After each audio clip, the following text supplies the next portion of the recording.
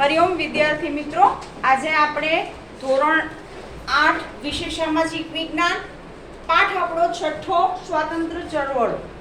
બરાબર. આજથી આપણે જ્યારે આપણો ભારત દેશ આઝાદ નહોતો થયો એ સમયે એમ કહેવાય કે અંગ્રેજોની ગુલામી એવા અસંખ્ય ભારત ઉપર એમ કહેવાય કે ભાઈ શાસન કરી ચૂક્યા છે. ઇતિહાસની અંદર તમે જાણો છો, આગળના ધોરણમાં આ વસ્તુ આવી ગઈ છે કે ભાઈ ભારત ઉપર ઘણા લોકો ભાઈ શાસન કરી ચૂક્યા છે. હવે એ સમયની અંદર આ સ્વતંત્ર ચળવળની અંદર કયા કયા લોકોએ ભાગ લીધો હતો અને પોતાનું યોગદાન કઈ રીતે આપ્યું હતું એ વસ્તુ આપણે આજના પાઠની અંદર ખાસ જોઈશું. ભાઈ એનો ઉદ્ભવ કેવી રીતે થયો સ્વતંત્ર ચળવળનો. બરાબર. અહીંયા આપણે સાલ આપી છે 1870 થી લઈને 1947 સુધી. તમે સમયગાળો ખાસ નોંધજો કે આ સમયગાળાની અંદર આ બધી જ પ્રવૃત્તિઓ થયેલી છે. એક સાથે નહીં. આપણે જોઈએ છીએ કે અમુક વસ્તુઓ છે ભાઈ અમુક સમયે જ એમાં પરિવર્તન આવે છે. બરાબર. કોઈ પણ વસ્તુ હોય તો ભાઈ એ 10 વર્ષ સુધી એનું હોય, એમ કહેવાય કોઈનો દસકો હોય છે, તો અહીંયા પણ એ જ વસ્તુ તમને જોવા મળશે. ધીમે ધીમે એમ કહેવાય કે આપણે દરેક વસ્તુ ભાઈ લોકો કરતા થયા. આપણે ભારતમાં અંગ્રેજી શાસનની સ્થાપના ઈસવીસન 1857ના સંગ્રામ અને 19મી સદી એ ભારતની સામાજિક, આર્થિક, રાજકીય અને શૈક્ષણિક સ્થિતિ વિશે અભ્યાસ કર્યો. અહીં આપણે ભારતમાં રાષ્ટ્રવાદનો ઉદ્ભવ અને વિકાસ તથા સ્વાતંત્ર્ય સંગ્રામની રાષ્ટ્રીય ચળવળો વિશે અભ્યાસ કરીશું. બરાબર. હવે રાષ્ટ્રવાદનો ઉદ્ભવ અને વિકાસ કેવી રીતે થયો હતો? પ્રશ્નની અંદર આ પોઈન્ટ હશે. મુદ્દાસર પ્રશ્નની અંદર આ પોઈન્ટ હોય તો ભાઈ એનો આપણે આ જ રીતે અહીંયા તમને 6 પોઈન્ટની અંદર જવાબ આપ્યો છે. બરાબર. આ જવાબ તમે બુકમાં જોશો, 9માની અને 10માની એસએસની ચોપડીમાં જોઈ લેજો. આનાથી મોટા મોટા જવાબ હશે. બરાબર. તો એ વસ્તુ પણ આપણે સાથે સાથે ભાઈ પ્રિપરેશન કરવાની છે. ભાઈ આના પછીના ધોરણમાં આનાથી મોટું આવવાનું છે. ઘણા લોકો ડરી જાય ભાઈ આટલો મોટો જવાબ અમને યાદ ના રહે. તો ડરવાની જરૂર નથી. અહીંયા આપણે જે રીતે આપ્યું છે એ રીતે તમે લાઇનસર એકવાર નહીં આવડે, એકાદો પોઈન્ટ એકવાર છૂટી જશે. બરાબર. 2 વાર છૂટી જશે, પણ ક્યારેક તો પરફેક્ટ તમે લખી જગવાના છો, પણ ટ્રાય કરવી પડે. પણ આપણે સીધું એવું વિચારીએ કે નાના મને 6 પોઈન્ટ આવડી જાય તો એ તો ના જ આવડે. એવું માઇન્ડ સારું હોય તો આપણે યાદ રહે. પણ આપણું માઇન્ડ જોઈએ છીએ કે આપણે ચંચળ પ્રકૃતિના સતત છીએ કે આપણે માઇન્ડ એક જગ્યાએ ચોટતું નથી. બોલો આગળનો પહેલો પોઈન્ટ. જ્યાં સુધી ભારતીય જનતાને અમે એક છીએ, અમારા હિતો એક છે તેવો ખ્યાલ ન આવે ત્યાં સુધી તેમનામાં રાષ્ટ્રીય એકતાની ભાવનાનો ઉદય થાય નહીં. ભારતમાં આવી રાષ્ટ્રીય એકતાનો ખ્યાલ અજાણતા જ અંગ્રેજોએ આપ્યો હતો. અંગ્રેજ કંપનીએ દેશને એક હઠ્ઠું શાસન નીચે આણ્યા બાદ દેશમાં સમાન કાયદો અને સમાન વહીવટની શરૂઆત થઈ. આમ અંગ્રેજી શાસનને અજાણ્યા લોકોમાં રાષ્ટ્રીય એકતાના બીજ રોપ્યું. હવે આપણે જોઈએ કે રાષ્ટ્ર માટે તન, મન અને ધન ન્યોછાવર કરવાની ભાવના. હવે આપણે જોઈએ છીએ કે આપણે એક પરિવારની અંદર રહીએ છીએ. પહેલા હું વર્તમાનની વાત કરીશ. બરાબર. આપણા પરિવારમાં કાંઈ પણ થાય તો ભાઈ આપણે સૌથી પહેલા જશું કે ભાઈ આ મારા પરિવારનું છે, આ પ્રશ્ન મારા ફેમિલીમાં થયો છે કે આ સમસ્યા મારા ફેમિલીમાં થઈ.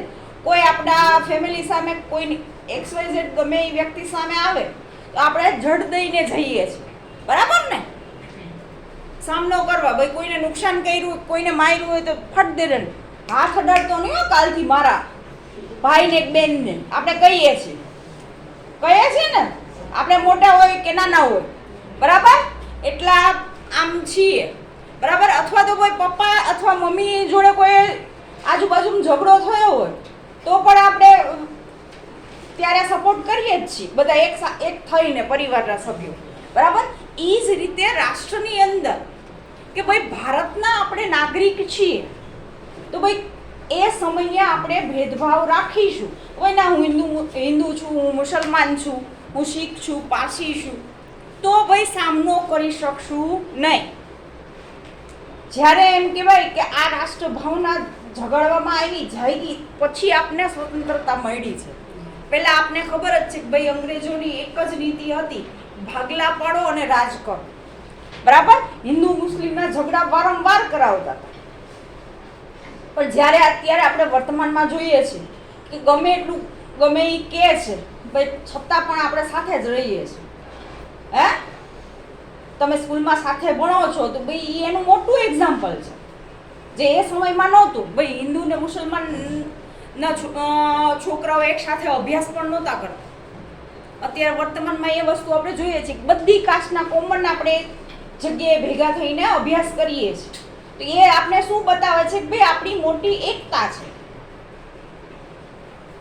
હવે તમને બધાને હું લઈ જાઉં, ભાઈ એક વ્યક્તિએ મને ધમકી આપી છે, આજે આપણે એને પૂરું કરવાનું છે, તમે બધા આવો.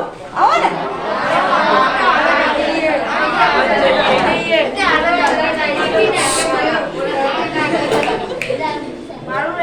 ઓકે, તો એ શું બતાવે છે ભાઈ આપણી એકતા. એ વસ્તુ શું બતાવશે કે ભાઈ આપણી એકતા છે. બરાબર. હવે એવો બીજું તમને ઉદાહરણ આપું. સ્કૂલની અંદર આપણે જ્યારે પ્રોજેક્ટ થતો હતો, બરાબર, આ 2 વર્ષથી પરિસ્થિતિ ખરાબ છે એટલે આ વસ્તુ નથી થઈ, પણ જ્યારે થાય ને ત્યારે કોઈનું નથી હોતું. બરાબર, એ સમયે એમ કહેવાય કે ભલે આપણે એક સ્કૂલમાં ભણતા હોય પણ ધોરણ વચ્ચે ફાઇટ થતી હોય છે. આપણે ખાલી બતાવતા નથી. હે ભાઈ, આ 8મા વાળાનું છે, આ 7મા વાળાનું છે. હે, ત્યારે એમ કહે ભાઈ અમે અમારા ક્લાસનું બીજન નહીં કે ભાઈ અમે સસ્પેન્સ રાખ્યું છે. હે, કે ભાઈ સરપ્રાઈઝ છે. એ દિવસે જ ખબર પડશે કે ભાઈ 8મા વાળા શું કરશે. તો એ જે વસ્તુ છે, અને એની સાથે સાથે પણ આપણે જોઈએ છીએ કે ઘણા એવા સ્ટુડન્ટ પણ છે, ભલે XYZ ગમે એ ધોરણના હશે, પણ ભાઈ આપણે મોટા છે, ભાઈ આપણે નાના ધોરણમાં હેલ્પ કરીએ છીએ. જ્યાં એમ કહેવાય પહેલું ને બીજું ધોરણ છે કે KGનું ધોરણ છે, તો ભાઈ એ ટીચરોને હેલ્પ કરવાનું પણ આપણે ચૂકતા નથી. શું કામ? ભાઈ એ પ્રસંગ કોનો છે? ભાઈ આપણો છે. એમાં બધા સહભાગી થયા છે. તો એ જ રીતે રાષ્ટ્રના ઉદ્ધાર માટે અને રાષ્ટ્ર માટે જો આપણે બધા એક થઈશું, રાષ્ટ્ર ભાવના રાખીશું, બરાબર, તન, મન અને ધન, આ ત્રણેય વસ્તુ હોવી જરૂરી છે. આપણે કોઈને કોઈ રીતે આપણે મદદ કરીશું તો ભાઈ સામનો કરી શકશું. બોલ આગળ.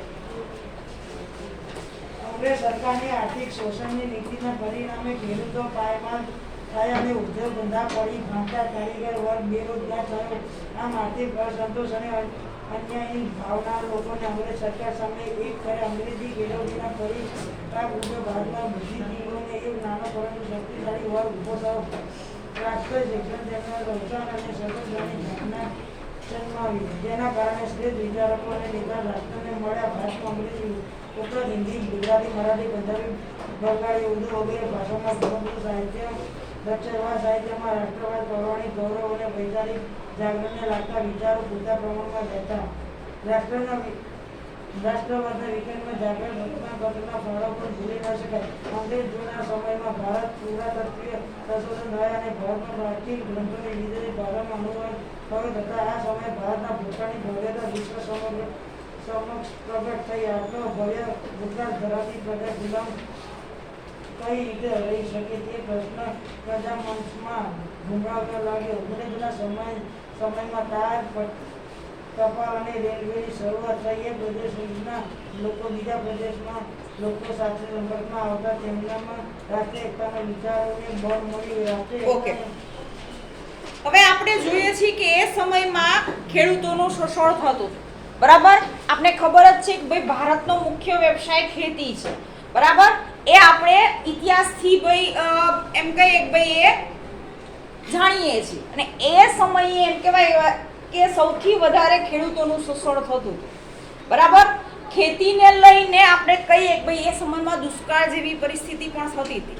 બરાબર. ખેડૂતોથી માંડીને ભાઈ ગરીબ જેટલા પણ છે એ લોકોને 2 ટાઈમ જમવાનું પણ મળતું નહોતું. હવે એવા સમયે એમ કહેવાય કે અંગ્રેજોની જે નીતિ હતી, આપણે જોઈએ છીએ કે અસંખ્ય રીતે આપણા ઉપર શોષણ કરેલું આપણે જોવા મળે છે કે આપણા જે ખેડૂતો હતા એ દેવાદાર બની ગયા હતા. ભાઈ એનું દેવું પૂરું જ નહોતું થતું અંગ્રેજોના ચોપડા ઉપરથી. શું કામ? ભાઈ દર વર્ષે ને વર્ષે ભાઈ વધતું જ જતું હતું.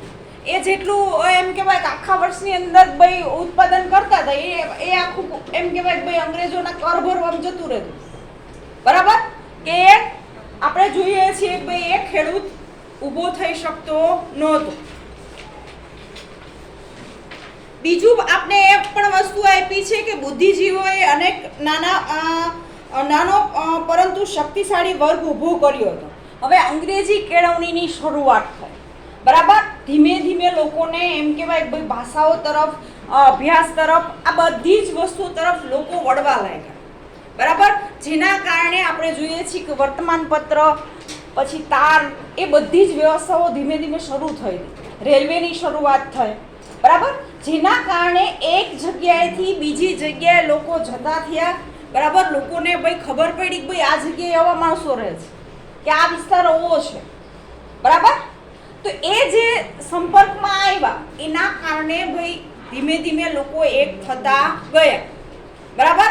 ત્યારે એમ કહીએ કે આપણે ઉત્તર, દક્ષિણ, પૂર્વ, પશ્ચિમ બધા જ વિસ્તારોની અંદર, ભારતની અંદર એ સમયે અંગ્રેજોનું શાસન અને વર્ચસ્વ ખૂબ જ જોવા મળે છે. બરાબર. ઇતિહાસની અંદર આપણે ડોક્યુ કરીએ તો ભાઈ એ વસ્તુ આપણે જોવા મળશે જ કે એક પણ રાજ્ય એવું નહોતું કે એ રાજ્ય ઉપર એ લોકોનું શાસન ના હોય, એ લોકોએ અત્યાચાર ના કર્યો. બરાબર. આ એમ કહેવાય કે વ્યવસ્થાઓ શરૂ થતી ગઈ, લોકો અભ્યાસ કરતા થયા, એટલે ભાઈ લોકોને ખબર પડવા માંડી કે આ ભાઈ આપણી સાથે અન્યાય થાય છે, આપણી પ્રજા સાથે અન્યાય થાય છે. હવે આપણે નજર સામે જોતા હોય કે ભાઈ આ વસ્તુ અન્યાય થાય છે, તો એ વસ્તુ આપણે સ્વીકારતા નથી, એનો વિરોધ કરીએ છીએ. બરાબર. પછી જોઈએ કે રાષ્ટ્રીય એકતાને વેગ આપનાર કેટલાક પ્રસંગો ઊભા થયા, જેમાં હિન્દી સંધિ નોકરીઓમાં ભારતીયો સાથે એમ કહેવાય કે કરવામાં આવતો અન્યાય, લિટનોને પ્રેસ સ્વતંત્ર પર કાપ મુકાતો, વર્તનુકૂલ પ્રેસ એક્ટ અને હથિયારબંધી ધારો તેમજ રિપનના સમયમાં કહી શકીએ કે ભાઈ પસાર થયેલા હિલ્બર્ટ બિલના પ્રમાણે ભારતીય ન્યાયાધીશે યુરોપના વ્યક્તિઓને કેસ પણ ચલાવી શકે, જેનો અંગ્રેજોએ વિરોધ કર્યો. પરિણામે સરકાર આ વિધેયક પાછું ખેંચી અને આ બધી જ બાબતોએ ભારતીય રાષ્ટ્રીય એકતા માટે તૈયાર કરી. હવે એમ કહેવાય કે ધીમે ધીમે બધા જ કાયદાની અંદર પરિવર્તન આવતું.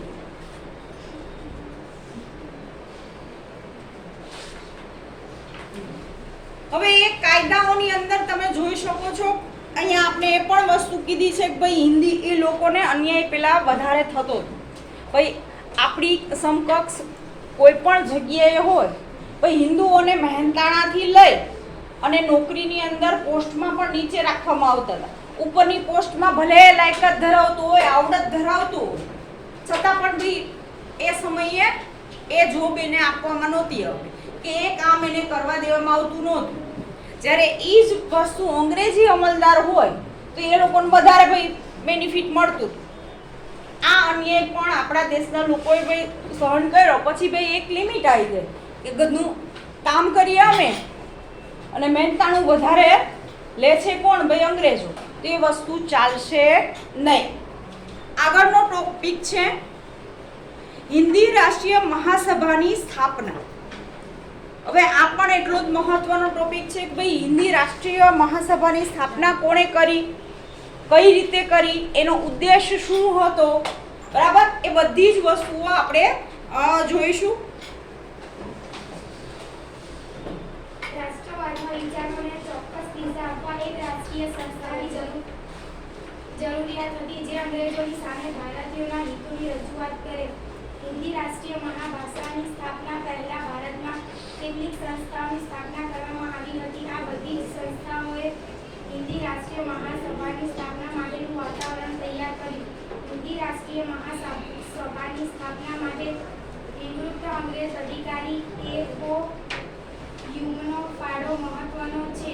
તેમણે અંગ્રેજ સરકારે ભારતીય પ્રજામાં અંગ્રેજો સામે ફેલાયેલા આક્રોશ અને અસંતોષથી વાકેફ કર્યા. તેઓનું માનવું હતું કે જો આ અસંતોષ કે આક્રોશ રોકવામાં નહીં આવે તો ઈસવીસન 1857ના પ્રથમ સ્વાતંત્ર્ય સંગ્રામ જેવી ઘટના ફરી નિર્માણ પામશે.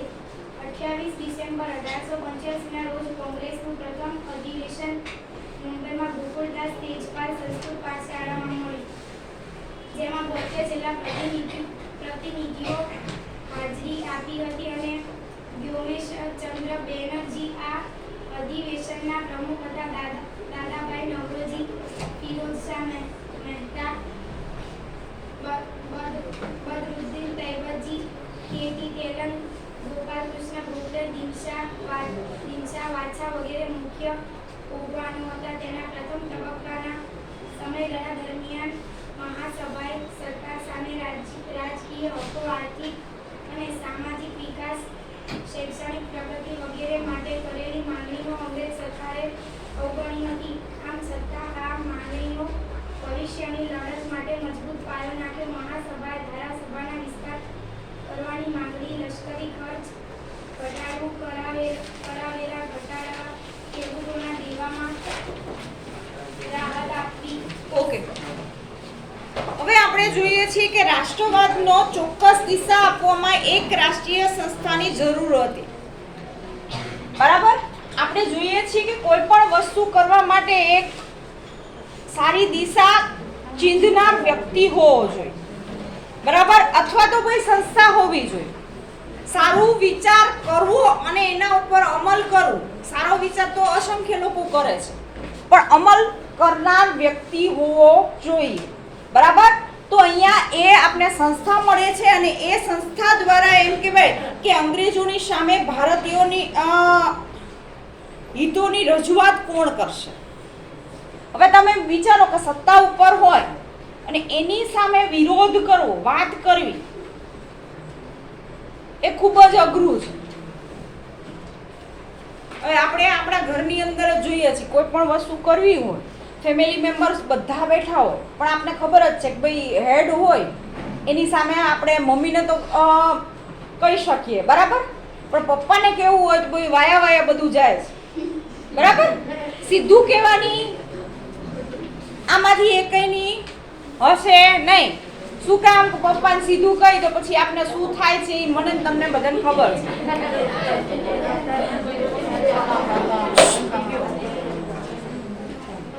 તો એ જ રીતે આપણે અહીંયા પણ એમ કહેવાય કે આ સંસ્થા દ્વારા ધીમે ધીમે જેટલા તજજ્ઞો હતા, જેટલા વિદ્વાનો હતા,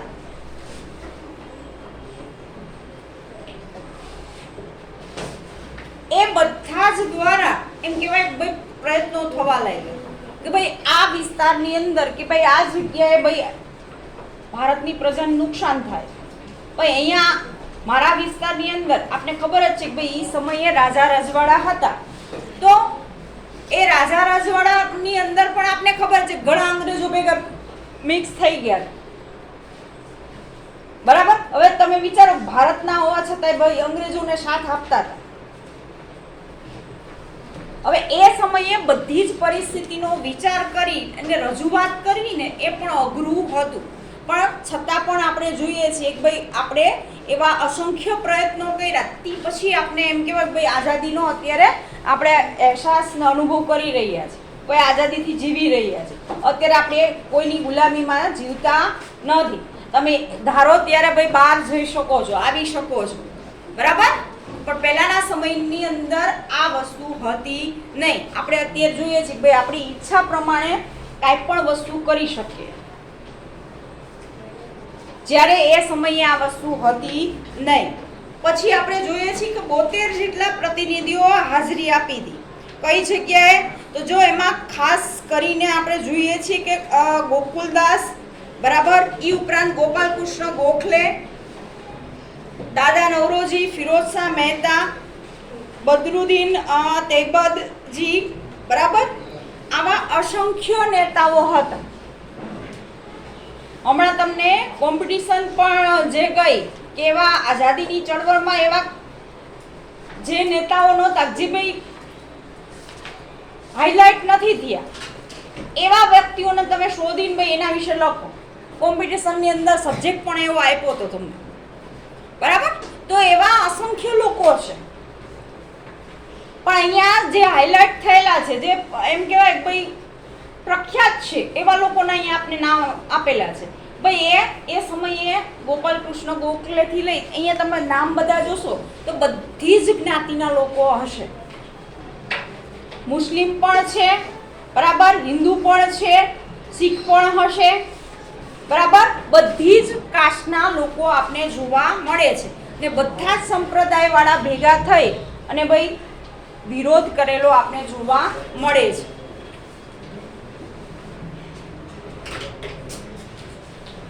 હવે બીજું એના પછી છે કે ભાઈ સામાજિક રીતે, રાજકીય રીતે, આર્થિક રીતે, શૈક્ષણિક પ્રગતિ માટે કરેલા માગણીઓ અંગ્રેજ સરકારે અવગણી હતી. અવગણી હતી એટલે શું થાય, કોને ખબર છે? માગણીઓને અવગણવી. ગુજરાતી તમે બધા ભણો છો. અવગણવી એટલે શું થાય? અહીંયા શબ્દ આપેલો છે આપણે બુકની અંદર.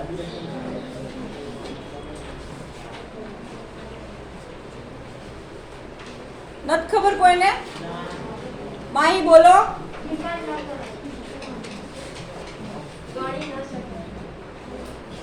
કોઈ પણ વસ્તુ સ્વીકારવી નહીં, બરાબર. આપણી જે માંગ કરી હોય એ માંગને શું નજરઅંદાજ કરવામાં આવે, ભાઈ એને ગણવામાં જ ના આવે. ભાઈ આવી કોઈ માંગણી સ્વીકારાશે નહીં, ભાઈ એટલે અવગણવું.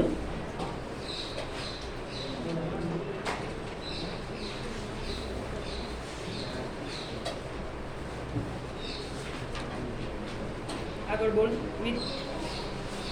સિવિલ સેવા પરીક્ષા ભારત અને લંડનમાં એક સાથે લેવાય. અભિવ્યક્તિનું સ્વાતંત્ર્ય વગેરે માગણીઓ કરેલ પ્રથમ તબક્કાના ઉદ્દેશો અને કાર્યોને જોતા કહી શકાય કે મહાસભા બંધારણીય અને લોકશાહી પદ્ધતિ દ્વારા અંગ્રેજ સરકારની અયોગ્ય નીતિનો વિરોધ કરતી હતી, જે ચર્ચા ઠરાવો દ્વારા પોતાની માગણીઓ અરજી સ્વરૂપ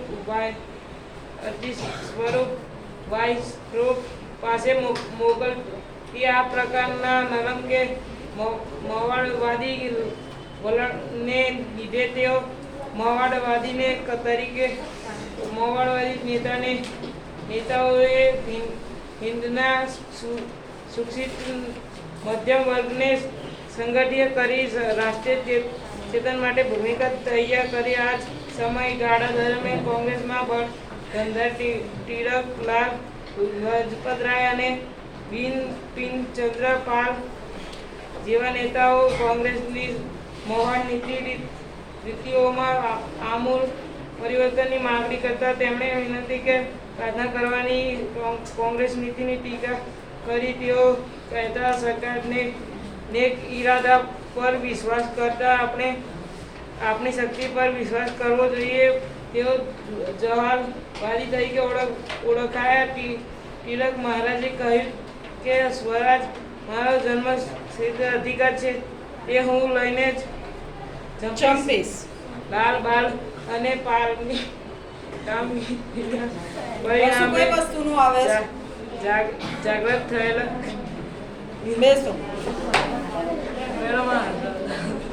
લાલ બાલ અને પાલની કામગીરીના પરિણામે જાગૃત થયેલા હિન્દુ યુવા વર્ગ ઉત્સાહ, આત્મવિશ્વાસ અને આક્રમક હતા. હવે આપને ખબર જ છે કે યુવાનોની અંદર આ વસ્તુ આપણે ઉત્પન્ન કરી તો ભાઈ એની અંદર ઉત્સાહ પણ એટલો હોય, આક્રમક પણ હોય, બરાબર, અને શક્તિશાળી પણ હોય. આપને ખબર છે કે ભાઈ યુવા ધન છે એ જે કરી શકે છે એ બીજું કોઈ કરી શકતું નથી, બરાબર. એટલે જ કહેવાય છે ભાઈ અહીંયા આપણે જોઈએ છીએ કે મવાડવાદના નેતા જોઈ લો, જહાલવાદના નેતા જોઈ લો, બરાબર. એવા અસંખ્ય આપણી પાસે ઉદાહરણો છે કે જે આ ચળવળમાં જોડાયેલા હતા અને એ ચળવળ દરમિયાન એમ કહેવાય કે આવા અસંખ્ય નેતાઓએ આમાં ભાગ લઈ અને દરેક જે યુવાનો હતા એની ભાઈ ઈચ્છા ઉત્પન્ન કરી ભાઈ રાષ્ટ્ર આપણું સ્વતંત્ર થવું જોઈએ. ભાઈ એમાં તમે શું યોગદાન આપશો, તમે શું આમાં કરશો, બરાબર. તમે વિચારો કે પોતાનું ઘર બાર છોડી, પરિવાર છોડી અને આ ચળવળમાં લોકો જોડાણા હતા અને પોતે એમ કહેવાય કે પરિસ્થિતિ એવી પણ એક્ઝામ્પલ આપણી સામે છે. ભાઈ મૃત્યુ થાય ને તો ભલે, પણ અંગ્રેજો આપણે મારી જ શકવા ના જોઈએ. અંગ્રેજોની ગોળીથી આપણે મરવું નથી. લડતા લડતા મરીશું, મેદાન ક્યારેય છોડીશું નહીં. પણ અંગ્રેજો જે કહે છે એ વસ્તુ આપણે સ્વીકારીશું નહીં, બરાબર. આવા અસંખ્ય વસ્તુઓ આપણે અહીંયા જોવા મળે છે. પછી જોઈએ છીએ ઈસવીસન 1905માં વાઇસરોય કર્ઝન ભાગલા પાડો અને રાજકરોની નીતિને એક ભાગરૂપે વહીવટી એમ કહીએ કે સુગમતા બહાના નીચે બંગાળના ભાગલા પાડ્યા, જેની સાથે બહિષ્કાર, રાષ્ટ્રીય શિક્ષણ, સ્વદેશી પ્રસાર બંને દ્વારા બંગભંગ આંદોલન ચલાવવામાં આવ્યું. આંદોલનની અસરના કારણે 1911માં બ્રિટિશ સરકારે બંગાળના ભાગલા રદ કર્યા અને ભારતીયોનો એમ કહેવાય આ એક યાદગાર વિજય હતી. હાલનું જે આપણે બંગાળ રાજ્ય આપણે જોઈએ છીએ, બરાબર, એના ભાગલા પાડવામાં આવ્યા હતા. હવે એ સમયે 1911માં બ્રિટિશ સરકારે ભાઈ એ વસ્તુને રદ કરવી પડી. શું કામ? ભાઈ એ સમયે એટલો વિરોધ થવા લાગ્યો અંગ્રેજોનો, ભાઈ અમે અલગ થાશું નહીં. હવે આપને એ વસ્તુ ખબર છે કે કોઈ પણ વિસ્તાર હોય કે કોઈ પણ જગ્યાએ હોય, કોઈ પણ પ્રશ્ન હોય, ત્યાં આપણે એક થઈને સામનો કરીશું તો કોઈની તાકાત નથી કે ભાઈ આપણે તોડી શકે. પણ જો એકલા લડવા જશું તો આપણે ચોક્કસ હારશું હે ને. ઈ આપને ખબર છે જો પ્લાનિંગ સાથે એક સાથે કોઈ પણ પ્રશ્નોને હલ કરીશું તો એમાં રિઝલ્ટ મળશે ને મળશે. શું કામ? કે એમાં ઘણા બધા લોકોનું હિત કરવાનું છે તો ભાઈ એમાં બધાનો વિચાર કરવો પડે. એમાં કોઈ એક વ્યક્તિ વિશે વિચારવું. અહીંયા હું એમ કહું ભાઈ હું ના 8મા ધોરણના આ એક જ સ્ટુડન્ટને હું ભણાવીશ તો એ વસ્તુ ચાલે નહીં, બરાબર. કે હિતાર્થને જ હું ભણાવું બાકી બધાને નહીં ભણાવું તો એ વસ્તુ ના ચાલે. શું કામ? ભાઈ બાકી બધાનું હિત મારે જોવાનું છે. ભાઈ એક સ્ટુડન્ટને ધ્યાનમાં રાખીને મારે અભ્યાસ ના કરાવવો જોઈએ. મારી ડ્યુટી શું છે કે ભાઈ અહીંયા જેટલા પણ આવે છે એ બધાને અભ્યાસ સંપૂર્ણ કરાવવાની જવાબદારી મારી છે. ભાઈ એ જવાબદારી મેં ઉપાડી છે, બરાબર. તો એ કામ મારું છે. પછી ભાઈ સામે તમારું કામ શું છે? ભાઈ એ વસ્તુ શીખવાનો ઉત્સાહ તમને કેટલો છે, કઈ રીતે તમે શીખશો એ બધું તમારા ઉપર ડિપેન્ડ છે. ભાઈ ખરેખર તમે અહીંયા અભ્યાસ કરવા આવો છો તો ભાઈ એ જ વસ્તુ આપણે કરવા તો આપને સફળતા મળશે. હવે હું એક બાજુ પ્રયત્ન કરું અને સામેના પક્ષેથી મને કંઈ રિસ્પોન્સ ના મળે તો કોઈ રિઝલ્ટ ન થવાનું. તો એ જ રીતે આપણે અહીંયા જોઈએ ભાઈ ચળવળની અંદર પણ આ જ વસ્તુ થતી હતી, બરાબર. અંગ્રેજો સામે એમ કહેવાય કે સતત લોકો એકઠા થઈ અને અલગ અલગ જૂથ એમ કહેવાય કે ભાઈ વિરોધ કરતા આપણે જોવા મળે છે. મિત આગળનો ટોપિક બોલ. ભારતમાં ક્રાંતિકારીઓની પ્રવૃત્તિ. ભારતમાં નવયુવાનોનો એક વર્ગ કોઈ પણ ભોગે સ્વરાજ મેળવવા માંગતો હતો. આ માટે તે હસ્તમુખ્ય બલિદાન દેવા પણ તૈયાર હતો. તે માતૃભૂમિ કાજે જાન આપવા પણ તૈયાર હતો અને જાન લેવાની પણ હિંમત ધરાવતા. ભારતમાં ક્રાંતિકારી પ્રવૃત્તિની શરૂઆત વાસુદેવ બળવંત ફડકે પછાત જાતિઓને સંગઠિત કરી લડાઈ તામીલ આપી. મહારાષ્ટ્ર અને મુંબઈમાં ઇલાકાના ઘણા ભાગોમાં ભયંકર પ્લેગ રોગ અને ફેલાતા મુખ્ય પ્લેગ કમિશનર રેડ અને તેમના મદદનીશો દ્વારા લોકોને ખૂબ પરેશાન કરવામાં આવ્યા. ત્યારે દામોદર ચાફેકર અને બાલકૃષ્ણ ચાફેકર બંધુઓ ટ્રેનની હત્યા કરી. વિનાયક સાવરકરે ઈસવીસન 1900 મિત્ર મેલા નામની ક્રાંતિકારી સંસ્થાની સ્થાપના કરી બાદ અભિનવ ભારત તરીકે ઓળખાય તેનું પુસ્તક 1857 પ્રથમ સ્વતંત્ર સંગ્રામ પ્રકાશિત થતા પહેલા પ્રતિબંધિત થનાર વિશ્વનું પહેલું પુસ્તક હતું. તેમણે વિદેશમાં ક્રાંતિકારી પ્રવૃત્તિની ચલાવી અને જન્મ ટીપની સજા વહોરી. અંદમાન જેલમાં મોકલાયા, જ્યાં તેમની તબિયત બગડતા ભારતમાં નજરકેદ હેઠળ રખાયા. આ જ આશામાં કોલકાતામાં અનુશીલન સમિતિ સ્થાપના કરવામાં આવી. બારેન્દ્ર ઘોષ પછીથી તે મુખ્ય આગેવાન બન્યા. આ સંસ્થાને પણ ક્રાંતિકારી સાહિત્ય, તાલીમ વગેરે દ્વારા ક્રાંતિકારી પ્રવૃત્તિનો સારો ફેલાવો કર્યો. કુદરતી બોઝ અને પ્રફુલ્લ ચાકીએ બંગાળમાં ક્રાંતિકારી પ્રવૃત્તિ ચલાવી. ન્યાયાધીશ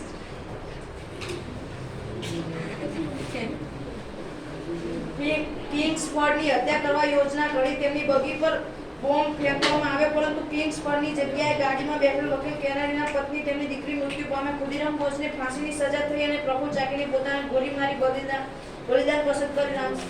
રામપ્રસાદ બિસ્મિલ અને અશફાક ઉલ્લા ખાને હિન્દુ મુસ્લિમ એકતાનું ઉત્તમ ઉદાહરણ પૂરું પાડ્યું. તેમણે કાકોરી ટ્રેનની લૂંટમાં યોજનામાં ભાગ લીધો. ક્રાંતિકારી પ્રવૃત્તિઓને અને હથિયારોની ખરીદી માટે નાણાંની આવશ્યકતા કોઈ. કાકોરી ટ્રેનમાં અંગ્રેજ તિજોરીને લૂંટવામાં આવી. અશફાક, રામપ્રસાદ બિસ્મિલ, રોશનસિંહ અને રાજેન્દ્ર પ્રસાદ પકડાયા. તેમને ફાંસીની સજા થઈ.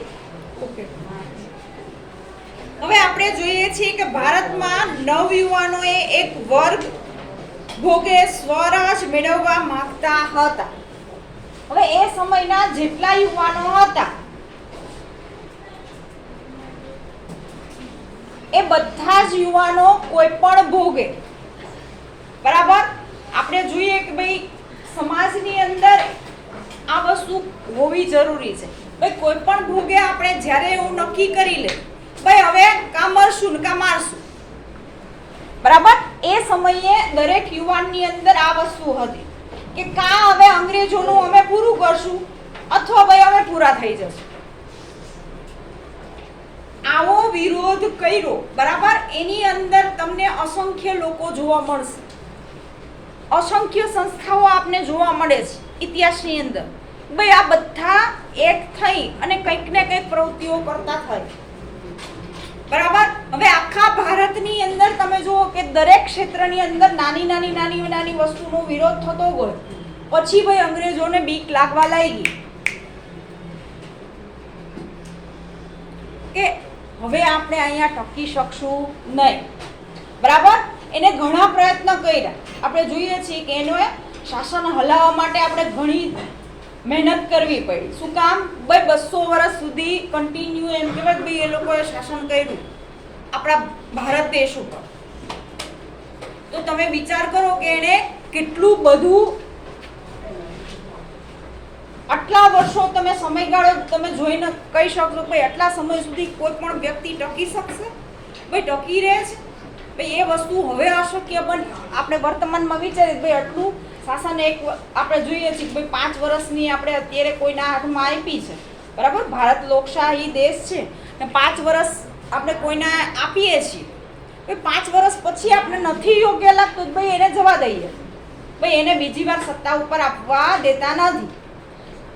તો તમે વિચારો કે 200 વર્ષ સુધી આપણી જે એમ કહેવાય કે એ સમયના લોકો હતા એ લોકોની લાચારી, ગરીબી, એજ્યુકેશન ઓછું, શિક્ષણનો અભાવ હતો. આવા અસંખ્ય કારણો આપણે લઈ શકીએ કે જેના કારણે એ 200 વર્ષ આપણી ઉપર સત્તા કરી શક્યા છે. ને એમાં આપણે પરિવર્તન લાવ્યું, અલગ અલગ સંસ્થાઓ સ્થાપી. આપણે જોઈએ છીએ કે 1900માં મિત્ર મેલા નામની ક્રાંતિકારી સંસ્થા સ્થાપવામાં આવી કે જેની અંદર યુવાનોને ક્રાંતિકારી વિચારો આપવામાં આવે. હવે કોઈને એમ થાય કે મેમ ક્રાંતિકારી વિચાર એટલે શું? આપણે અત્યારે જોઈએ છે 26મી જાન્યુઆરી ને 15 ઓગસ્ટ આવે એટલે દેશભાવના આપણે ભાઈ ઉત્પન્ન થઈ જાય. દેશભક્તિના ગીતથી માંડીને તમને આજુબાજુ બધે જ તમને આ વસ્તુ જોવા મળશે.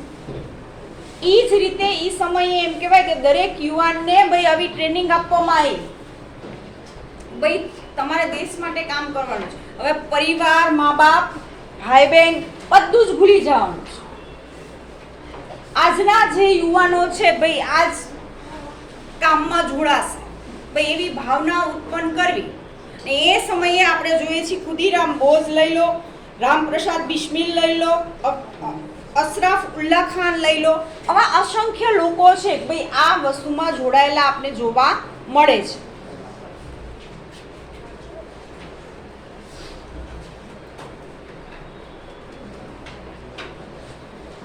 હવે બીજી આપણે જોઈએ કે ભાઈ સ્વતંત્રતા મેળવવા પાછળ બીજી કઈ વસ્તુઓ ભાઈ આવા લોકો તો હતા, એની સાથે સાથે ભાઈ એવા સાહિત્યનો પણ એ સમયે ભાઈ લેખન કરવામાં આવ્યું ને એ સાહિત્ય દ્વારા પણ લોકોમાં પ્રચાર કરવામાં આવ્યો. બરાબર. એ સમયે ન્યૂઝપેપર એમ કહેવાય કે ખૂબ જ મહત્વનું ગણાતું. ન્યૂઝપેપરની અંદર સાચી જ વસ્તુ છપાતી હતી. અત્યારે આપણે જોઈએ છીએ અસંખ્ય ફેક ન્યૂઝ આપણે જોવા મળશે, પણ એ સમયની અંદર ન્યૂઝપેપરની અંદર જે સત્ય ઘટના બની હોય એ વસ્તુને જ સ્થાન આપવામાં આવતું. ને ન્યૂઝપેપર વાંચવા માટે બધાના ઘરે અત્યારે આપણે જોઈએ છીએ મોસ્ટ ઓફના ઘરે આવતું હશે, પણ એ સમયે આ વસ્તુ નહોતી થતી. ગામની અંદર કોઈ પણ નાનું ગામ હોય તો 2 કે 3 આવતા હોય, એ આખું ગામ વાંચી કાઢે. ભાઈ આજના શું સમાચાર છે? અથવા તો ભાઈ રેડિયો પણ એટલો નહોતો. રેડિયો પણ એકાદી દુકાને હોય તો બધા સાંભળતા હોય. મેં જોયેલું છે, ભલે એ સમયમાં નહોતા, એના પછીના તમારાથી તો આગળ છીએ જ. બરાબર.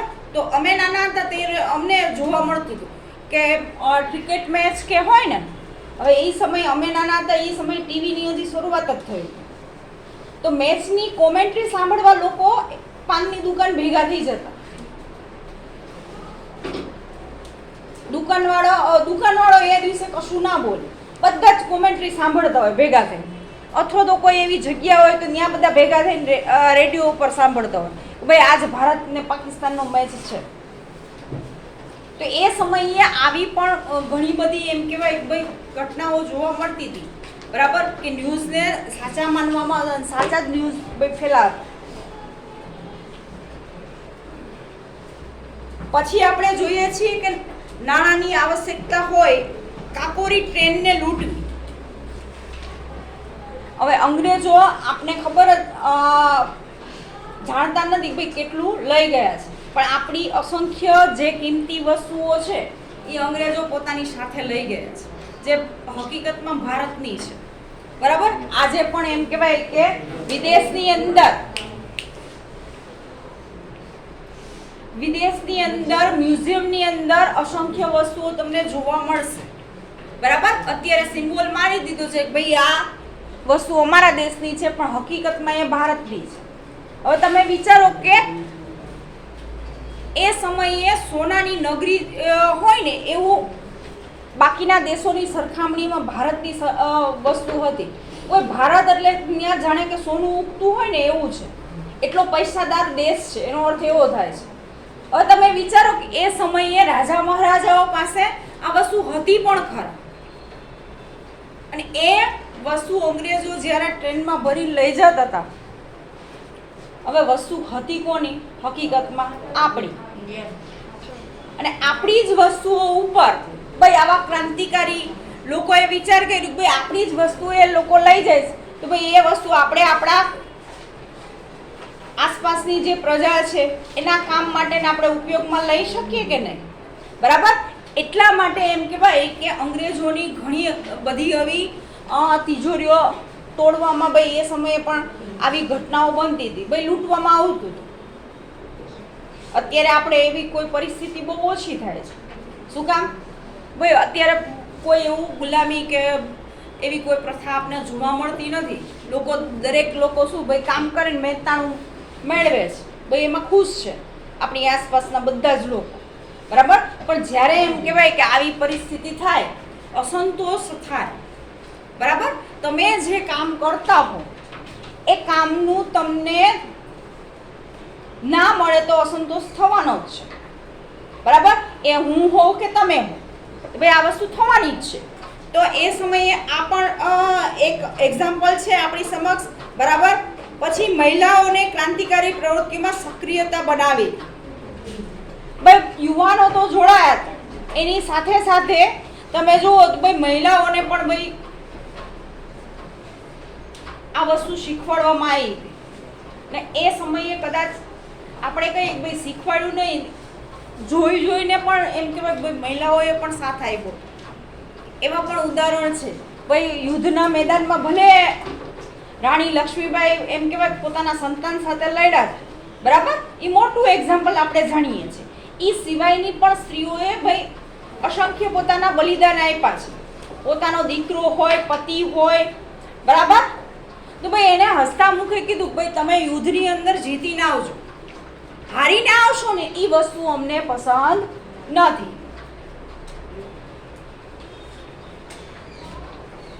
આ વિડીયોની અંદર અહીંયા સુધી રાખીશું. આગળની માહિતી આપણે આગળના વિડીયોની અંદર જોઈશું.